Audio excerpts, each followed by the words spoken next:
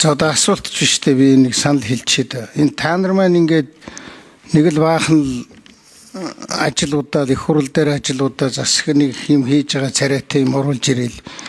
Энэ түрүү нь одоо өөрөө ч хийж байгаа инфляц центр бол 2 оронтой тоор гараад явцсан.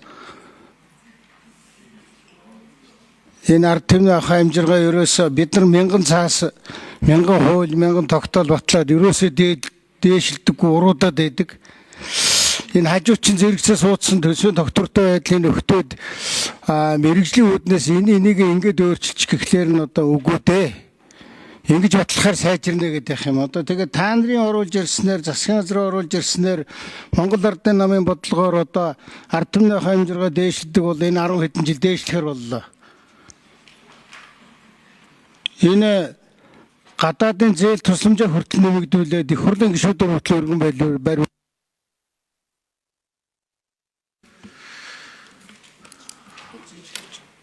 Тэгээ нэг гүйцээгээд асууч.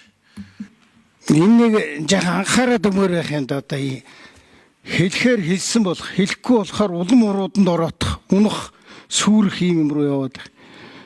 Би одоо энгийн асуугаад шүү дээ. Одоо та нарын оруулж ирснээр бүгдийг батлаад явууллаа.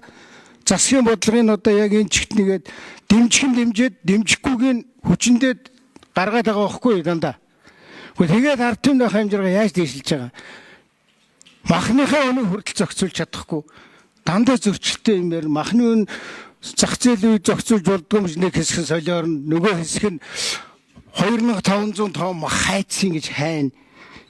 Ийм одоо зөрчилтэй байдалтай энэ улсоор явахгүй дээ. Бодлогоч явахгүй байна. Би тэр боловсролын салбар дээр бас хэлье. Танаа сангийн ам хариуцлага хүлээх ёстой байхгүй. Багш нарын цалин нэмэгтэй холбоотой асуудал дээр би сангийн сайд байсан огторолцохгүйгээр явна гэж байхгүй. Тэгээ нэг сайдгаа ингээд золигт гаргана. Тэрний муу сайд болсон учраас ингэсэн.